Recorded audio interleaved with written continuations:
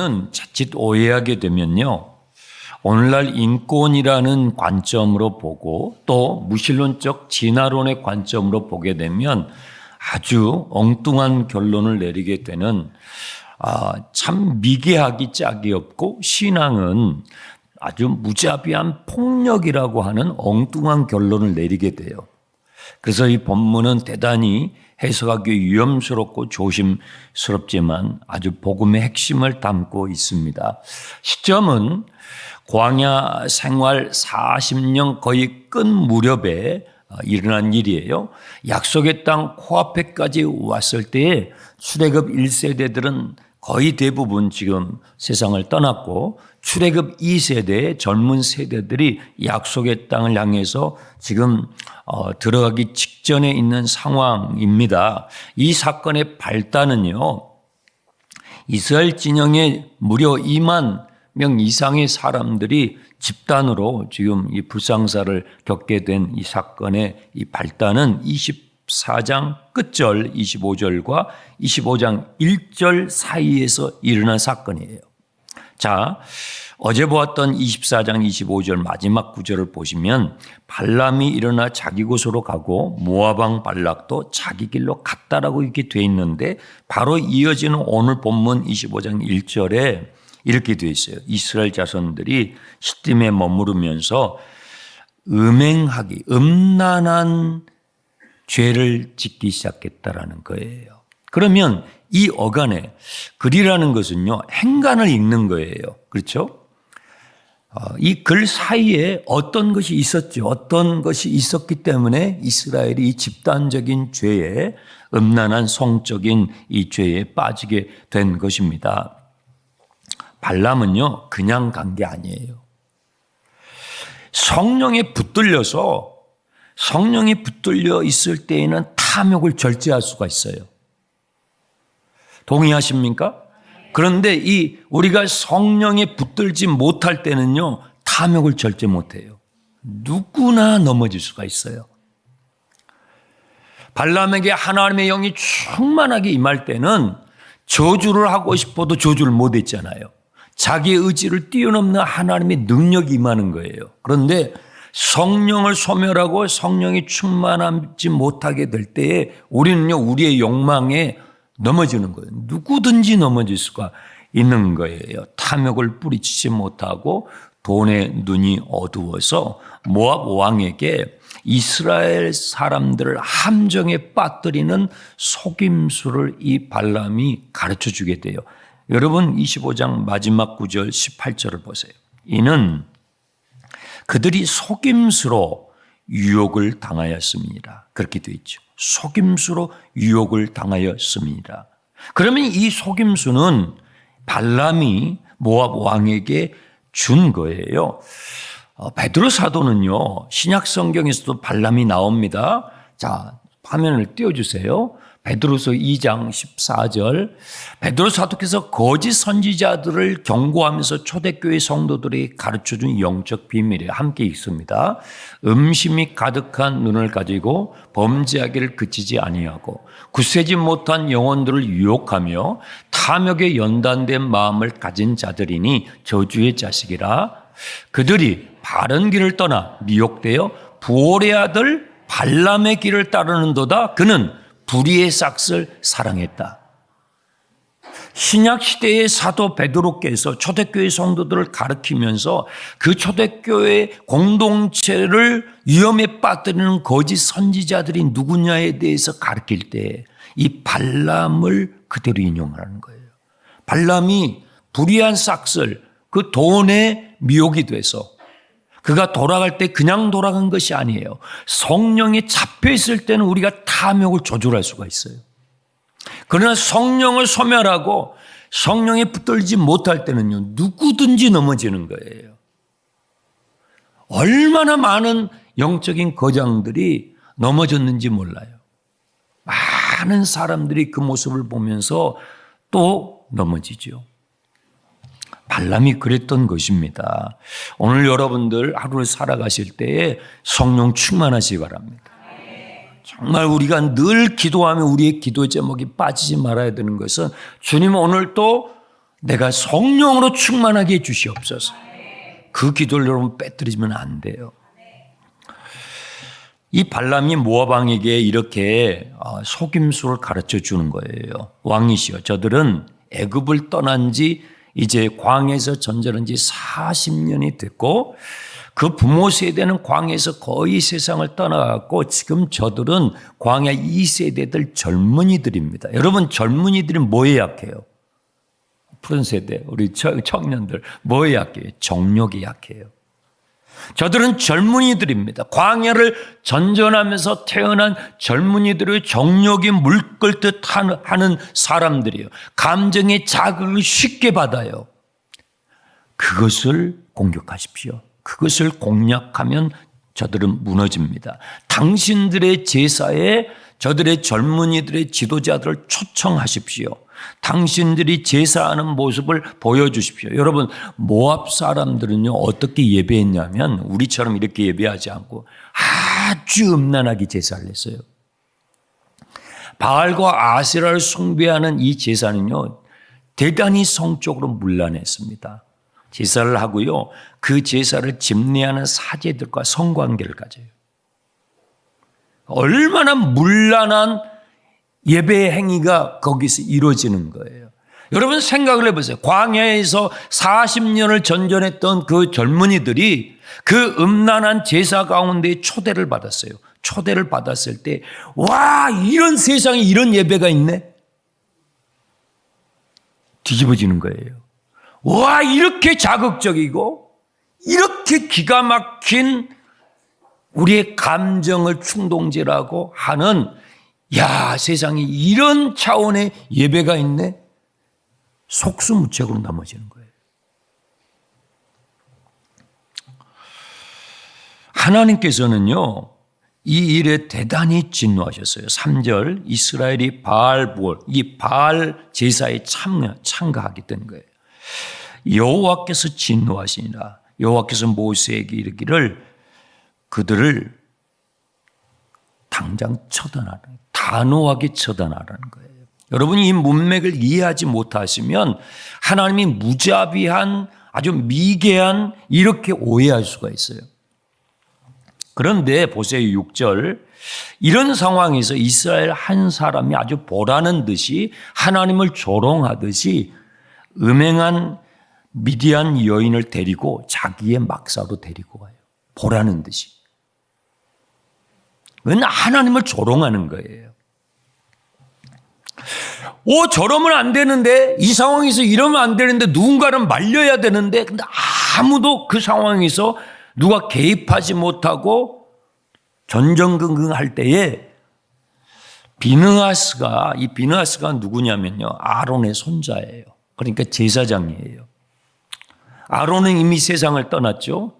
아론의 손자인 이 비느하스가 그 장면을 보면서 이스라엘 공동체를 보라는 듯이 하나님을 조롱하듯이 그 음행한 여인을 데리고 데낫에 자기의 천막으로 데리고 가서 문란한 성관계를 가지려고 하는 그 장면을 보면서 비느하스가 창을 꺼내 들고 들어가서 그 두 사람을 단번에 처단합니다.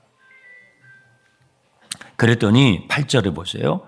전염병이 그쳤어요. 그리고 그 사이에 무려 얼마가 죽었냐면요, 24,000명이 사망해요.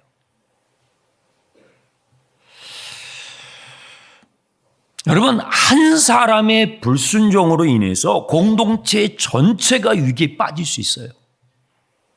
여러분 잊지 마세요. 한 사람의 불순종으로 가정 전체가, 한 사람의 불순종으로 교회 전체가, 공동체가 위험에 빠질 수 있고, 한 사람의 순종으로 그 위기를 벗어날 수 있어요. 이것을 주님께서 가르치시는 거예요. 한 사람이 그렇게 중요한 거예요. 이 음행을 주도했던 이 사람, 비느하스의 창에 죽게 된 사람이 누구냐면요, 14절에 나와 있어요. 시므온 지파의 지도자 중에 한 사람이, 지도자였어요. 리더였어요. 그의 이름이 시므리예요. 시므리 지파 가운데 지도자가 이 음란한 성적 죄에 빠져버린 거예요. 그리고 함께했던 그 여인의 이름이 미디안 여인 고스비라고 나와 있어요. 이 성경의 이름이 이렇게 정확하게 구체적으로 거명되는 것은 이 사건의 중대성을 의미하는 것입니다. 하나님께서 이 비느하스의 행위를 어떻게 보셨냐면 10절과 11절. 여호와께서 모세에게 말씀하시기를 제사장 아론의 손자 엘르아살의 아들 비느하스가 나의 질투심으로 질투하여, 여기 질투라는 단어가 계속 나옵니다. 하나님이 질투하십니까? 목사님, 하나님이 세상에 질투를 하신다고요? 여러분, 이걸 잘 이해하셔야 돼요. 여러분, 질투라는 단어는요, 보통 관계에서는 쓰지 않아요. 그렇죠? 여러분이 저를 질투해요. 이거 잘 거의 안 써요. 그렇죠? 질투라는 단어는 어떻게 써요? 특별한 관계여야 돼요. 연인 관계여야 돼요. 사랑의 관계여야 돼요. 이제 결혼할 관계, 결혼한 관계. 이런 관계에서 사용하는 단어가 질투의 관계예요. 여러분, 하나님은 여러분을 사랑하십니다. 그런데 하나님의 사랑이 우리가 하나님의 찬양하고 그 하나님의 사랑을 높여드리지만 하나님이 여러분을 어떻게 사랑하시는지를 이해하셔야 돼요. 하나님은요, 여러분을 질투하는 사랑으로 사랑하셔요. 그걸 여러분 잊지 마세요. 하나님은요, 여러분을 그냥 사랑하시는 것이 아니라 하나님은 질투하시는 사랑으로 여러분을 사랑하셔요. 그래서 하나님은요, 가만히 보고 있지 않아요. 질투하는 사랑으로 사랑하는 관계는요, 가만히 보고 있지 않아요. 여러분이 사랑하는 여러분의 남편이, 여러분이 사랑하는 여러분의 아내가, 이제 결혼할 대상자가 딴 사람한테 눈을 돌렸어요. 그럼 가만히 보고 있어요? 그건 사랑이 아니에요. 언제 여러분 결혼합니까? 내가 저 사람을 질투하는 사랑으로 사랑할 수 있을 때 결혼하잖아요. 그렇잖아요. 결혼하신 분들 동의하시죠? 내가 그 사람을 정말 질투하는 사랑으로 사랑하겠다라고 할 때 결혼하잖아요. 그렇잖아요. 근데 그 사람이 내가 딴 사람에게 눈을 돌렸을 때 가만히 있다, 그것은요, 사랑이 아니에요. 그건 사랑하지 않는 거예요. 결혼할 수 있는 관계가 아니라는 것입니다. 하나님은요, 우리를 사랑하시는데 질투하는 사랑으로 사랑하시기 때문에 우리가 죄 가운데 우리의 마음이 향할 때에 가만히 보고 계시지 않아요. 그 증거가 뭐냐면 성육신 사건이에요.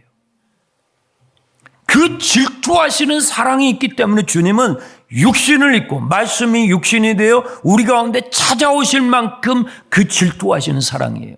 그 사랑의 증거가 뭐냐면 십자가예요. 여러분이 잘 이해하셔야 돼요. 우리가 하나님의 사랑으로 구원을 받는데 그 하나님의 사랑을 잘 이해하셔야 돼요. 하나님의 사랑은요, 질투하시는 사랑으로 나에게 다가오시는 거예요. 12절에 이 비느하스에게 평화의 언약을 약속해 주셔요. 여러분, 평화라는 것은요, 쉽게 얻어지는 게 아니에요. 진정한 평화는요, 엄청난 대가를 지불해야 돼요. 여러분, 지금 세계 정세를 보세요. 각 국가가 엄청난 예산을, 막대한 예산을 지불하면서까지 자존심을 꺾어서까지 미국 대통령과 지금 거래를 하잖아요.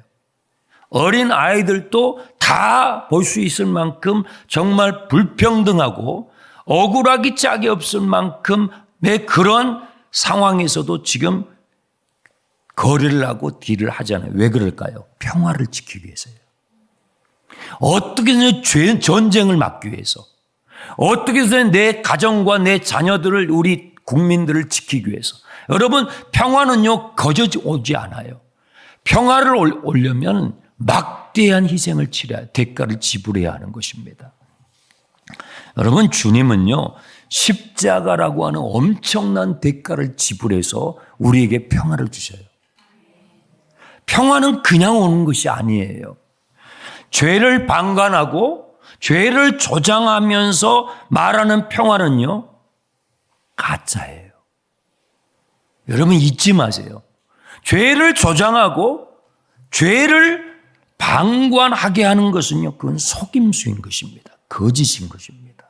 그것은 거짓된 평화인 것입니다. 마귀는요, 그 거짓된 것을 우리를 속여요. 인권이라는 이름으로. 그건 거짓된 평화인 것입니다. 위장된 평화예요. 죄가 끊어지는 평화여야 돼요. 죄가 해결되는 평화여야만이 여러분 진정한 평화인 줄 믿습니다. 그래서요, 이 발람의 이야기는 창세기에서부터 마지막 계시록까지 가요. 자, 계시록 말씀을 펴주시기 바랍니다. 버가목 교회에게 주시는 경고의 말씀에 함께 읽겠습니다. 버가목 교회의 사자에게 편지하라. 좌우에 날선 금을 가지신 이가 이르시되 내가 어디 사는지를 내가 아노니 거기는 사탄의 권자가 있는 데라. 내가 내 이름을 굳게 잡아서 내 충성된 증인 안디바가 너희 가운데 곧 사탄이 사는 곳에서 죽임을 당할 때에도 나를 믿는 믿음을 저버리지 아니하였도다. 그러나 내게 두어 가지 책망할 것이 있나니, 잘 보세요. 거기 내게 발람의 교훈을 지키는 자들이다. 발람이 또 나와요. 요한계시록은요, 마지막 때의 교회를 향한 경고예요. 그래서 민수기에서 이 발람의 이야기가 구체적으로 나오는 거예요. 가장 많은 분량을 할애하면서까지 나오는 거예요. 이 버가목 교회, 초대교회 중에 하나예요. 버가목 교회 안에 발람의 죄에 빠진 사람들이 있었다는 거예요. 이것은 구약의 사람들 뿐만 아니라 오늘 신약 시대에 살아가는 우리 마지막 때의 교회를 향한 경고예요. 교회 안에 이 발람의 스피릿이 스며들었어요. 그래서 교회 공동체를, 하나님의 거룩한 공동체를 망가뜨리는 거예요. 하나님께서 요한계시록에서 경고하는 거예요. 그것을 너희가 해결하지 않으면 하나님의 촛대가 옮겨진다는 것입니다. 여러분, 우리가 무엇을 기도해야 할까요? 우리 지금 특별 새벽 기도를 해요. 우리가 무엇을 기도해야 할까요? 교회는요, 더 많은 돈을 구하는 것보다 거룩을 구해야 합니다.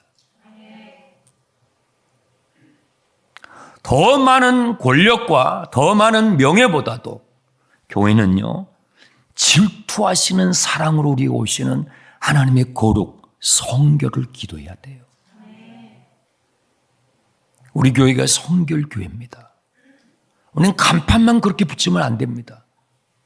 우리가 무엇을 진정으로 구해야 내 가정이 살고, 내가 진정으로 무엇을 구해야 내 자녀가 살고, 내가 진정으로 무엇을 구해야 우리 부부관계가 제대로 되고, 우리가 무엇을 진정으로 구해야 교회가 교회다워지고 이 사회가, 이 나라가 올바랐을 것인가. 더 많은 돈이 아니에요.